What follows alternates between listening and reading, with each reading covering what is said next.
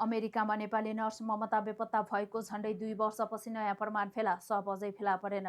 अमेरिकाको भर्जिनिया स्थित मनासास पार्कबाट नेपाली नर्स ममता काफ्ले भट्ट बेपत्ता भएको झण्डै 2 वर्षपछि यस प्रकरणमा नयाँ फोरेन्सिक प्रमाण फेला परेको छ।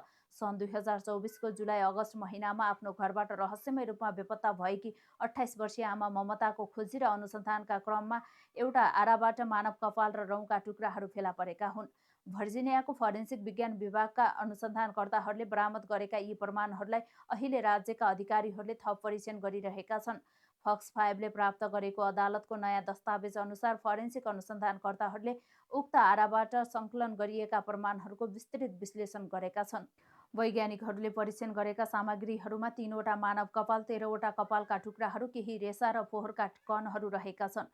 अनुसन्धानकर्ताहरूले सुरुमा यी प्रमाणहरूको भिजुअल परीक्षण गर्नुका साथै स्टेरियो माइक्रोस्कोपी प्रविधिको प्रयोग गरेका थिए र त्यसपछि थप फोरेन्सिक विश्लेषण अगाडि बढाएका हुन्।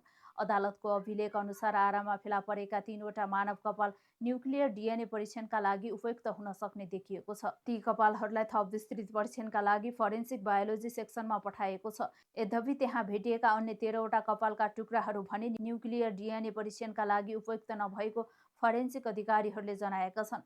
आराबाट बरामद गरिएका ती कपालहरू अहिले राज्यको सेन्ट्रल ल्याबोरेटरीमा थप डिएनए विश्लेषणको प्रक्रियामा रहेका छन्। यस बहुचर्चित प्रकरणमा ममताका श्रीमान नरेश भट्टलाई उनकी श्रीमतीको हत्या गरेको र शव लुकाएको अभियोगमा पक्राउ गरी हिरासतमा राखिएको छ र उनीमाथि कानुनी कारबाहीको प्रक्रिया जारी छ। अभियोजकहरूले नरेशले नै ममताको हत्या गरेको दाबी गरे पनि हालसम्म ममताको शव भने फेला पर्न सकेको छैन।